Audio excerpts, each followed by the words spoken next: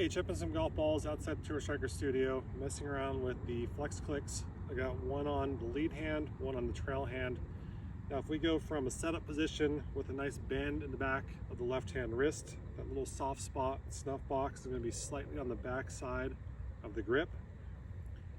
As we go from setup, little backswing and transition, the way the club's going to stay backwards, we're going to have a little forearm curl, so it's going to click into impact. Little shots, maybe it stays held on the way through, or we can release it into a comfortable position depending if we're going to hit a lower shot, medium shot, or high shot. Now when it's on the trail hand at setup, it's not clicked, so there's not a big forward press in there, maybe slightly shaft forwards. As we make a motion in the backswing and transition, the way the club's going to trail the motion, it's going to make a click in the backswing. We can deliver that less lofted club into impact.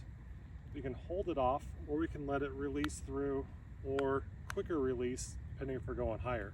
So if I took my grip, left hand's on there, the FlexClick's underneath or just outside the knuckles, pinky knuckle, ring finger knuckle, club face is up and down, the V's slightly pointing to my right shoulder, that little soft spot, the snuff box, is slightly on the back side of the middle of the grip right there.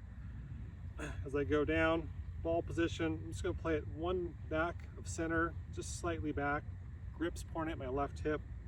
It's not pushing into it right away, so there's a little bit of space there. As my right hand goes on the side, almost making a little question mark over the upper joint of my pointer finger, the middle joint, and then the bottom one makes a little curl. That's sitting on the side of the grip, and then closing my fingers and palm around. Back of the TourStriker FlexClick on the trail hand is unclicked. Now when I go into the transition, you can hear the back one snapped. Now if I want to close the face more, I can curl or do a little forearm curl with that left hand to get the face a little more tipped over or stronger.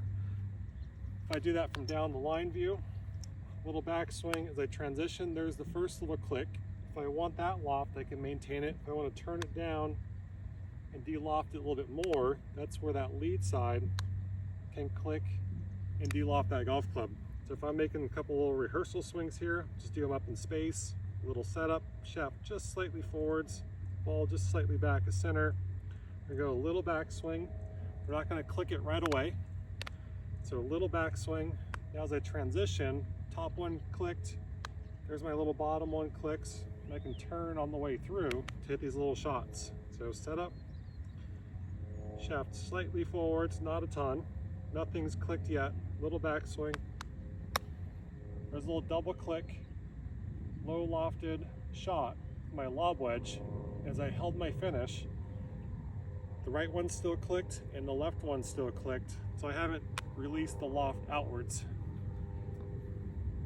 If I do that one more time, get your good hands on there, maybe make sure the face is clean, nice little bend, right hand goes on the side, ball's one back of center, grip's kind of pointing at my left hip, my backswing feel, little backswing transition, can I get them both to click, turn on through.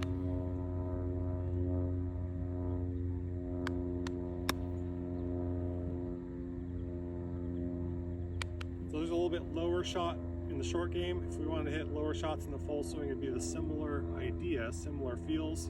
If we want to hit a little higher shots, we can move the ball forwards, we can have a little bit more open face, or we can let those release a little bit sooner to add some loft to the golf club.